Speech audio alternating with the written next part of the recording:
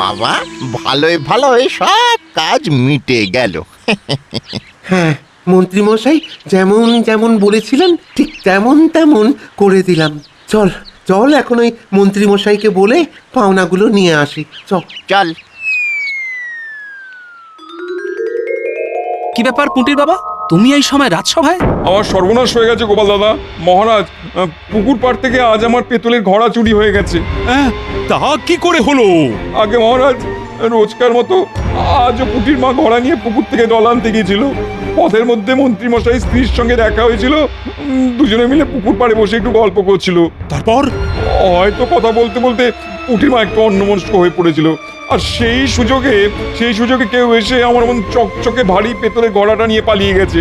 কি বলছো? দিনে দুপুরে এমন ছিচকে চুরি? না না না না, এ তো ভালো কথা নয়। সেনাপতি, এক্ষুনি পেয়াদা রক্ষীদের পাঠাও। যেমন করে হোক ওই ঘোড়া কিন্তু খুঁজে বের করা চাই। পেয়াদা আর রক্ষীরা কি করবে মহারাজ? যে চুরি করেছে সে নিশ্চয়ই এতক্ষণে ওই ঘোড়া হয় বিক্রি করে দিয়েছে, নয়তো গোপন কোনো জায়গায় লুকিয়ে ফেলেছে। হ্যাঁ, কথাটা খুব একটা মন্দ বলুন। তাহলে কি করা যায়? আমি বলি কি, রাজ জ্যোতিষী একবার গণনা করে দেখুন না ওই ঘোড়া কোথায় আছে। একেবারে ঠিক কথা বলেছ মন্ত্রী। রাজ্যোতিষী, তুমি একবার গণনা করে দেখো তো ওই ঘোড়া এখন কোথায় আছে। তারপর না হয় সেপাই আর রক্ষী পাঠিয়ে ওই ঘোড়া উদ্ধার করে নিয়ে আসা যাবে। এতদিন তো রাজজ্যোতিষীর কাজ ছিল গণনা করে রাজ্যের ভালো সময় আর মন্দ সময়কে বলে দেওয়া। শেষকালে তাকে দিয়ে ঘোড়া চুরির গণনা? হ্যাঁ, রাজ জ্যোতিষীকে দিয়েই ঘোড়া চুরির গণনা। ওকেই গণনা করে বলে দিতে হবে ঘোড়া কোথায় আছে। পারলে বুঝবো ও ঠিকঠাক গণনা করতে পারে, আর না পারলে? আর না পারলে বুঝতে হবে ও একটা অকম্মার ঢেকি। ঠিক আছে, আমি গণনা করে দেখছি।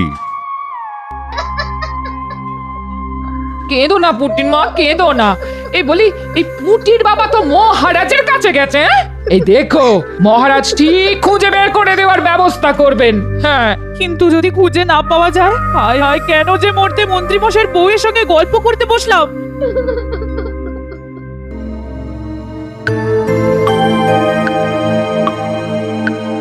কি গো রাজ জ্যোতিষী, তোমার গণনায় কিছু কি বের হলো?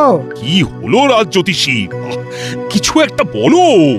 না মহারাজ, না, এ কাজ আমার দ্বারা হবে না মহারাজ, আমার দ্বারা হবে না। জানতাম হবে না। আসলে তুমি একটা ঘোড়ার ডিমের জ্যোতিষী। ঘোড়ার ডিমই হোক কিংবা হাতির ডিম, তা আপনি কি গণনা করে বলে দিতে পারবেন? আলবাত পারবো। বলো কি মন্ত্রী, তুমি কি গণনা করতেও জানো? আসলে অল্প বয়সে এক বিখ্যাত জ্যোতিষীর কাছে বেশ কিছুদিন গণনা বিদ্যা শিখেছিলাম। দেখি একবার শেষ চেষ্টা করে পুরনো বিদ্যা কিছু মনে আছে কিনা। বাবা, মন্ত্রী মশাইয়ের এত গুণ! ব্যাপারটা কেমন যেন খটোমটো লাগছে। তাহলে দেখো দেখো দেখো একবার চেষ্টা করে। রাজ জ্যোতিষী, তোমার ওই গণনার ছক আর কাঠিটা আমাকে একবার দাও তো।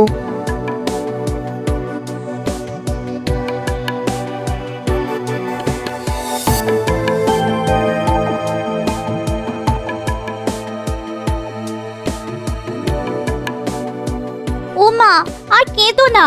দিদা তো বলছে মহারাজ ঠিক খুঁজে বের করে দেবেন। পেয়ে গেছি মহারাজ। পেয়ে গেছো মানে চোরটা যে কে সেটা বুঝতে না পারলেও ঘোড়া কোথায় আছে সেটা গণনা করে জেনে গেছি। বাবা, এত তাড়াতাড়ি ঘোড়া কোথায় আছে সেটা গণনা করে ফেললো?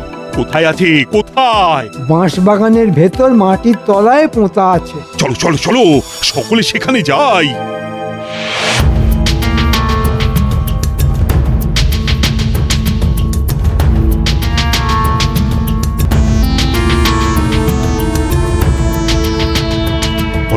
বলো তো ঠিক কোনখানটায় পোঁতা আছে? মনে হচ্ছে এইখানটা।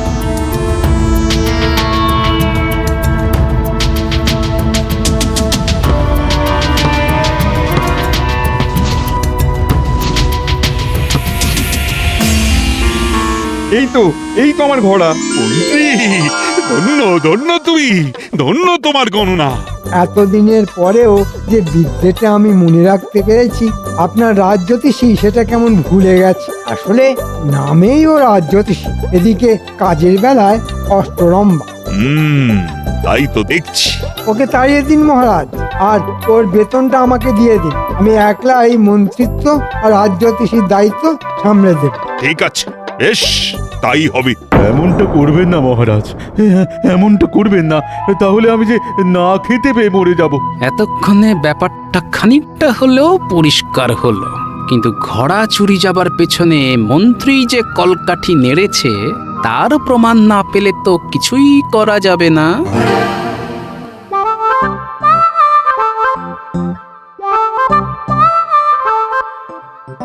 দেখলে তো, বলেছিলাম না মহারাজ তোমার ঘোড়া ঠিক উদ্ধার করে দেবেন। হ্যাঁ, সত্যি কথা বললে বলতে হয়, ঘোড়া কিন্তু মহারাজ উদ্ধার করে দেননি, ঘোড়া উদ্ধার করে দিয়েছেন মন্ত্রী মশাই। মন্ত্রী মশাই যে এত বড় জ্যোতিষী এটা কিন্তু আগে জানতাম না। এটা অবশ্য ঠিক কথা। এই শোনো, এবার আমি বাড়ি যাই। হ্যাঁ, পৌঁছে দিয়ে আসি। না না না, আমি একলাই চলে যেতে পারবো গো।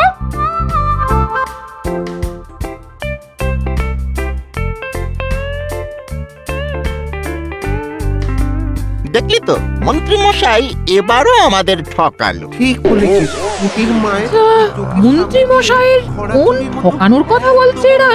কঠিন কাজ করে দিলাম, আর পারিশ্রমিক পারিশ্রমিক ওই মাত্র 1 টাকা। দাঁড়া না, এরপর আর কোনো কাজ করতে বললে এমন ঝোলান ঝোলাবো না। রে বাবা, বেশ গোলমেলে ব্যাপার মনে হচ্ছে। হ্যাঁ, বাড়িতে গিয়ে বুড়োকে সব বলতে হবে দেখছি। হুম হুম হুম।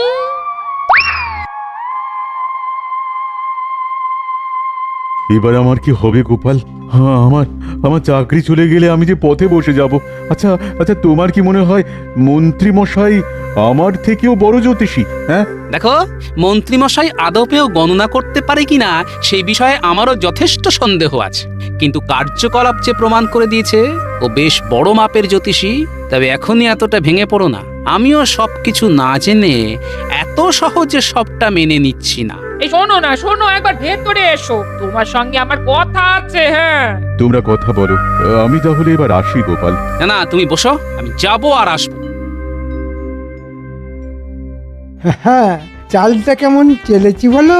হ্যাঁ, এক চালে রাজজ্যোতিষীকে সরিয়ে দিয়ে ওর পুরো বেতনটা পকেটে পুরবো আমি। হ্যাঁ, আহ আহ আহ আহ। আর আমি অভিনয়টা কেমন করেছি বলো? একেই বলে রাজ্যট। হ্যাঁ, আহ আহ আহ আহ। কি বলছো কি তুমি? নিজের কানে শুনেছো? হ্যাঁ গো, হ্যাঁ। তাহলে যা ভেবেছি তাই, এখানেও ওই ষড়যন্ত্রের কলকাঠি।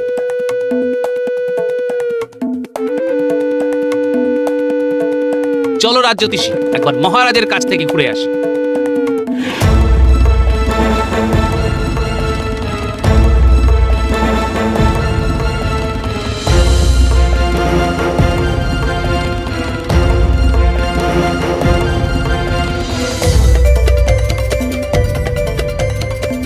কি বলছো কি গোপাল?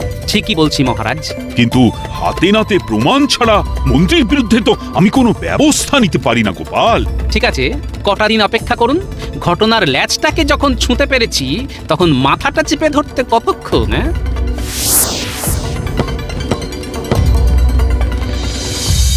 হ্যাঁ, ঘোড়া উদ্ধার করার পর সারা রাজ্যে যেভাবে আমার নাম ছড়িয়ে পড়েছে তাতে লোকের ভিড় লেগে যাবে। হ্যাঁ, আহ আহ আহ। ওদিকে রাজজ্যোতিষীকে হটিয়ে দিয়ে ওর বেতন আমি পাবো, আবার এদিকে গণনার ভরং দেখিয়ে 2 হাত ভরে রোজগার। হ্যাঁ, এখন শুধু টাকা আর টাকা, টাকা আর টাকা। আহ আহ আহ আহ। মন্ত্রী, শুনলাম তুমি নাকি একটা ভাগ্য গণনার দোকান খুলেছো। ঠিকই শুনেছেন মহারাজ, আসলে আমি খুলতে চাইনি, কিন্তু আমার সুপ্ত আর লুপ্ত প্রতিভার পরিচয় পেয়ে মানুষজন এসে এমন করে ধরলো যে তা কোথায় ধরলো মন্ত্রীমশাই, হাত না পা? একেবারে ফরম কাটবে না গোপাল। ক্ষমতা থাকলে এমন একটা কাজ করে দেখাও না। হ্যাঁ, দেখাবো দেখাবো, সময় হলে ঠিক দেখাবো। তবে আমি দেখাতে শুরু করলে আপনি সামলাতে পারবেন তো? ঠিক আছে, দেখাও, যত ইচ্ছে দেখাও, তোমার মুরদ আমার জানা আছে।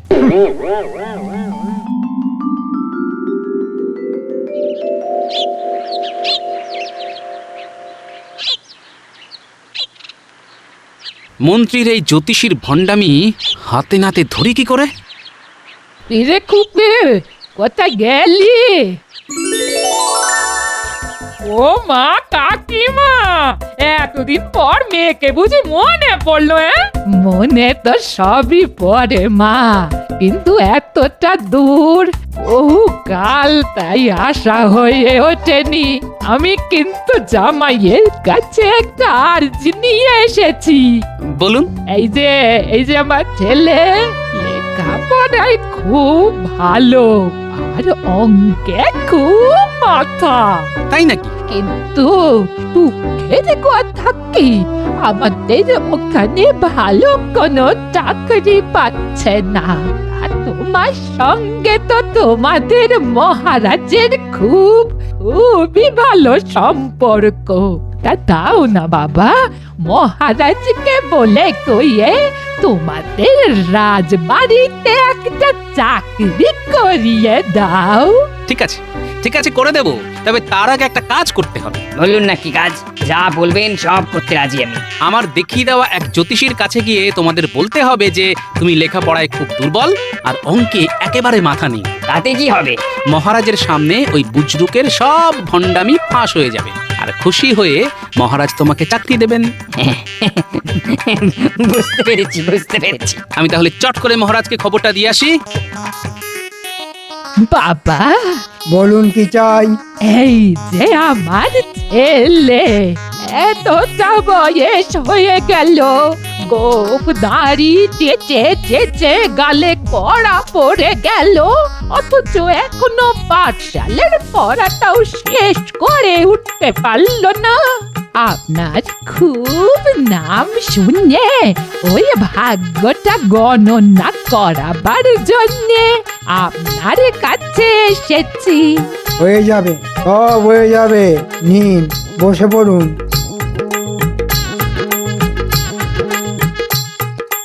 বটা ঘটাকে ধরে আনার জন্য পেয়াদা পাঠিয়ে দিয়েছি। বেশ, ঠিক আছে ঠিক আছে।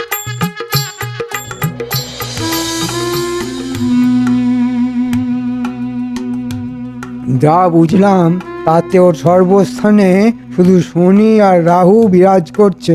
তবে ভালো মতো খরচ করলে ওর সর্বস্থানে শনি আর রাহুকে হটিয়ে দিয়ে সূর্য আর বুধকে বসিয়ে দেব।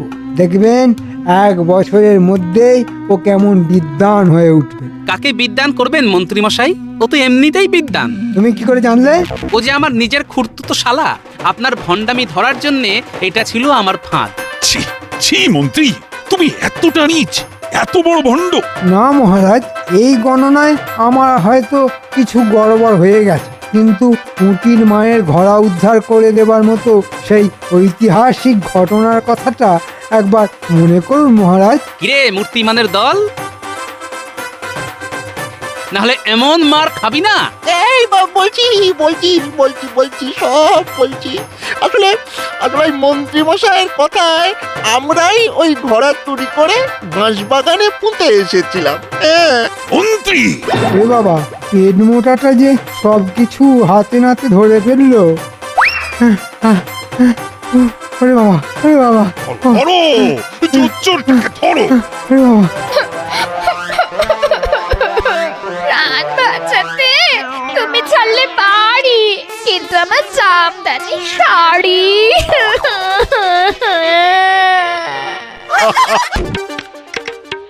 এই যে খুব খেয়ে দিয়ে সেজে গুজে রাজসভায় যাচ্ছ, তা আমার ব্যাপারটা মনে আছে তো? তোমার আবার কি ব্যাপার? ভুলে বসে আছো তো? কতদিন ধরে একটা ভালো দেখে জামদানি শাড়ি আনতে বলেছি না?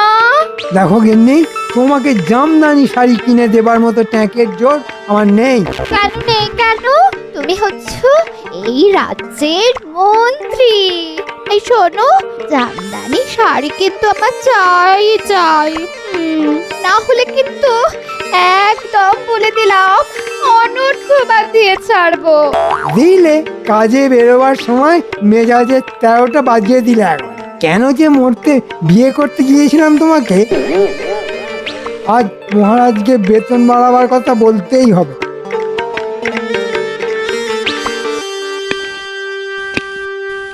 আরে এসো এসো মন্ত্রী, তা বলি শরীর স্বাস্থ্য ভালো তো? মন নিয়েই তো শরীর মহারাজ, তা মনই যদি ভালো না থাকে তাহলে শরীর স্বাস্থ্য ভালো থাকবে কি করে? হ্যাঁ, কিন্তু মন ভালো নেই কেন? কি করে থাকবে মহারাজ?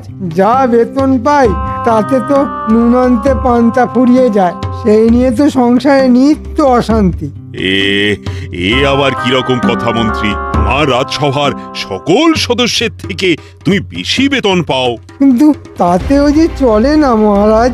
ওই যে একটা কথা আছে না, যে ছেলে বেশি পায় সেই ছেলে আরো চায়। দেখো গোপাল, কথা হচ্ছে রাজা আর মন্ত্রীর মধ্যে। সামান্য এক ভাঁড় হয়ে তুমি এর মধ্যে নাক গলাতে আসছো কেন? আসলে আপনার কথা শুনে না নাকটা বড় সুরসুর করে উঠল। গোপাল যতই টিপ্পনি কাটুক না কেন, এবার কিন্তু আমার বেতন বাড়াতেই হবে মহারাজ। সম্ভব নয়। একে তো এতগুলো লোকের বেতন জোগাতে গিয়ে আমি জেরবার হয়ে যাচ্ছি, তারপরও আবার বাড়তি বেতনের বোঝা। না মন্ত্রী না, যা পাচ্ছ তাতেই মানিয়ে নাও। তাহলে রাজসভার 2-1জনকে ছাঁটাই করে দিয়ে সেই বেতনটা আমাকে দিয়ে দিন। হ্যাঁ, তা কাকে ছাঁটাই করবো শুনি? গোপালকে করুন। সত্যি কথা বলতে কি, রাজসভায় এসে ভুঁড়ি আর টাক দেখানো ছাড়া ওর তো তেমন কোনো কাজ নেই। কিন্তু এই ভুঁড়ি আর টাকের মধ্যে যে বুদ্ধি আছে সেটা তো আপনার নেই মন্ত্রী মশাই। বেশ, ঠিক আছে, হয়ে যাক একটা বুদ্ধি পরীক্ষা। এমন একটা জিনিসের নাম বলো তো যে নিজে ভিজেও আমাদের শুকিয়ে রাখে। খুব সোজা মহারাজ, ছাতা।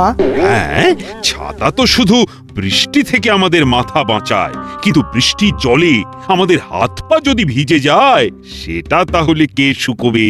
গামছা মহারাজ, নিত্য নিজে ভিজে আমাদের গা শুকনো করে দেয়। সাবাস সাবাস, তাহলে বুঝতে পারছো তো মন্ত্রী, গোপালের মতো বুদ্ধিমান লোককে কখনোই ছাঁটাই করা যায় না।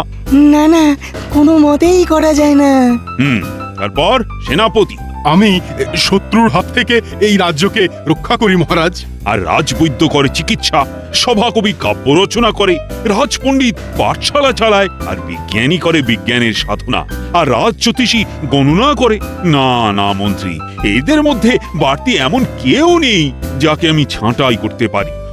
অতএব মন্ত্রী মশাই, বুঝতে পারছেন তো আপনার বেতন বাড়ার কোনো সম্ভাবনাই নেই, তাই অযথা কাউকে ছাঁটাই করার কথা মাথা থেকে নামিয়ে যা পাচ্ছেন তাই নিয়েই সন্তুষ্ট থাকুন।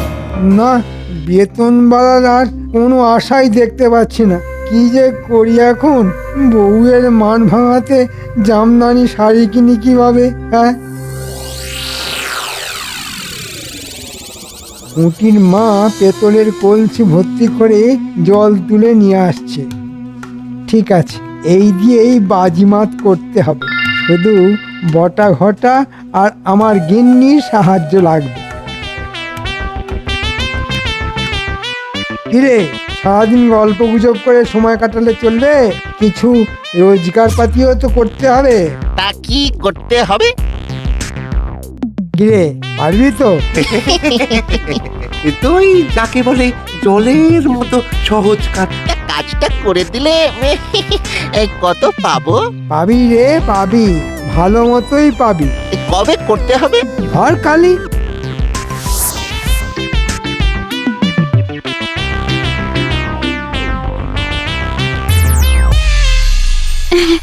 কি গো, আমার জামদানি শাড়ি এনেছো? চিন্তা করো না, 2-1 দিনের মধ্যেই পেয়ে যাবে। তবে তার জন্য তোমায় একটা কাজ করতে হবে। আমাকে? আমাকে কাজ করতে হবে? তা কি কাজ শুনি? ওই তো জলের ধারে বসে জলের মতো সোজা কাজ একটা, মানে ঠিক কাজও নয়, শুধু একটু গল্প করা, ব্যাস। আর ঠিকঠাক করতে পারলে শুধু জামদানি শাড়ি কেন, তার সাথে সোনা হিরে কিছুরই অভাব থাকবে না তোমার। বাবা রে বাবা, কি দুষ্ট বুদ্ধি তোমার মাথায়।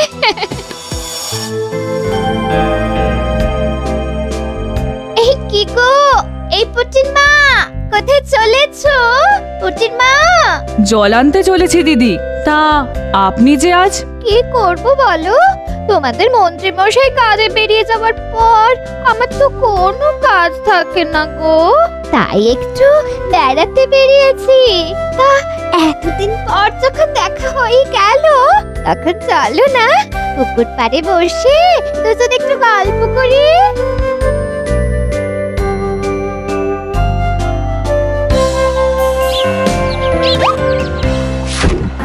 তা বলো পুটির মা, তোমার ঘর কন্যা কেমন চলছে? ওই একরকম, মানে আমাদের মতো গরিবদের ঘরকন্যা যেমন চলে আর কি। এই দেখো দেখো, পুকুরের জলের দিকে তাকিয়ে দেখো, কত বড় বড় রুই কাতলা কেমন ঘুরে ঘুরে বেড়াচ্ছে। ওই ওই ওই ওই দেখো। কোথায়? ও হ্যাঁ হ্যাঁ, ওই তো পুকুরের একেবারে মধ্যেখানে। ওই যে দেখো দেখো দেখো দেখো।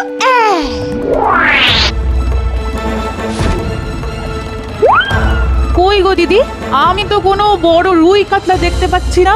তাহলে হয়তো আমাদের কথা শুনে জলে ডুব মেরেছে। যাই হোক ভাই, আমি তাহলে এখন চলি। হ্যাঁ, আমিও জল নিয়ে ঘরে যাই। এ কি, আমার ঘোড়া কোথায় গেল? ঘোড়া কে নিল? তাই তো, কে নিল? হ্যাঁ হ্যাঁ, হায় হায় হায়, ওটা যে আমার বিয়ের দানের ঘোড়া। ভেবেছিলাম মেয়ের বিয়েতে দেব, এখন কি করব? এ বাবা, দেশে কি চোরের উপদ্রব বেড়েছে দেখেছো?